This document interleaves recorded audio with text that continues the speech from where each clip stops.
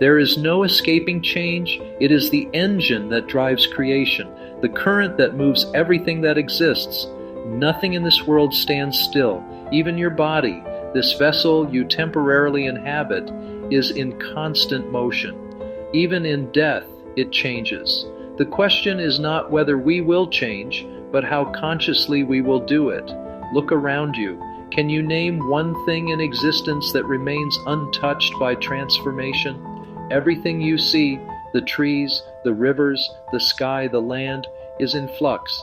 Even water, which seems so fluid and constant, never occupies the same space twice. Heraclitus said, "No man ever steps in the same river twice." And yet we keep trying. We cling to relationships, identities, and routines, as if the repetition of yesterday could somehow protect us from tomorrow. But the more tightly we grip what was, the more we suffer when it inevitably slips away. We fear change, not because it harms us, but because it exposes how little control we actually have. Most people live as if they can outthink change, as if they can plan their way into permanence. They schedule their days, chase predictable outcomes, and call it security, but deep down they feel it. That quiet tremor in the soul that reminds them nothing is secure. Not the body, not the job, not the reputation, not even the mind. Our minds crave certainty because uncertainty makes the ego tremble. The mind is always calculating, predicting, preparing. It wants to know. It wants to control. But the spirit is different. The spirit moves freely, untethered, alive, ever curious. The spirit is not threatened by change because it is made of it. You can feel this inner conflict every time life pushes you towards something new. The mind whispers, "Stay where it's safe." The spirit whispers, "Move, it's time." And somewhere between those two voices is the space where your soul learns what faith really means. For the desires of the flesh are against the spirit, and the desires of the spirit are against the flesh. Galatians 5:17 captures the human condition with piercing simplicity. Every moment of your life, this quiet war rages within you. The mind clings to comfort, while the spirit calls for growth. The mind worships the known, while the spirit thrives in the unknown. And the soul stands in the middle, translating both languages, trying to reconcile heaven and earth within your being. The mind is obsessed with control, but control is an illusion. You can no more stop change than you can stop the tide. To fight change is to fight nature itself, and nature always wins. Change is the heartbeat of creation. It is the breath of God moving through time. Eggs hatch, rivers carve, mountains crumble, stars collapse. Everything that exists lives by the same sacred rhythm: birth, growth, decay, rebirth. And this applies to you too, emotionally, spiritually, mentally. Every heartbreak, every failure, every ending is not punishment. It's pruning. It's clearing space for the next version of you to emerge. The spirit understands this. It knows that decay is not death, it's transformation.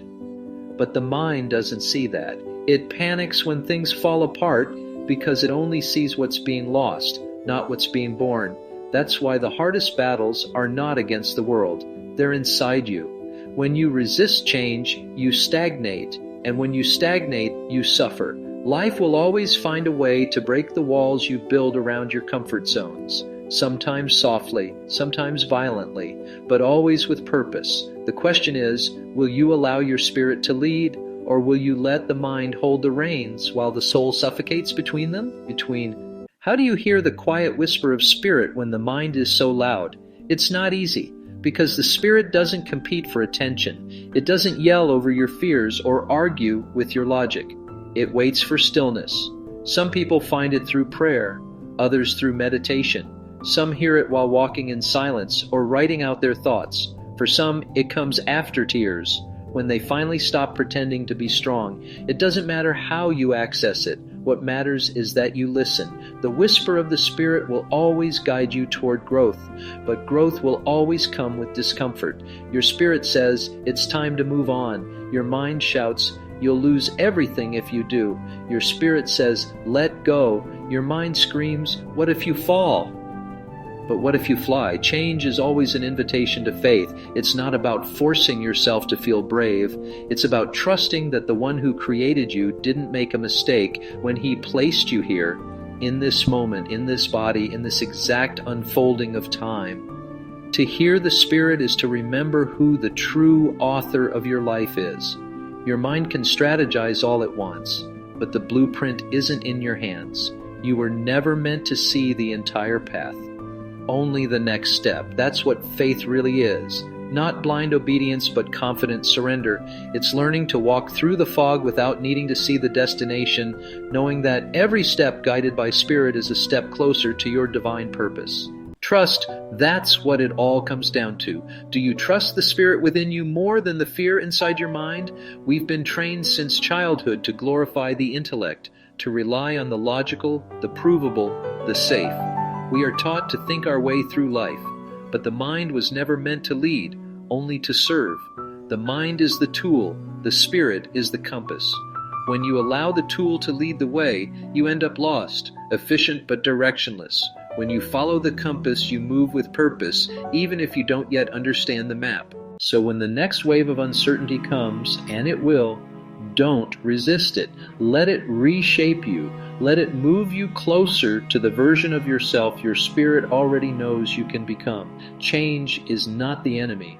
It's the messenger of evolution, and every time you surrender to it with faith instead of fear, you don't just survive, you transform. If these words stirred something within you, it's because your spirit recognizes truth. It's whispering even now. Stop fighting. Start flowing. Like this video to help the algorithm reach more people who need to embrace change. Leave a comment and tell me what big changes is your spirit asking you to make now. And if you have found value in this message, please subscribe and join me on this ever-growing journey of personal and spiritual growth. Thank you.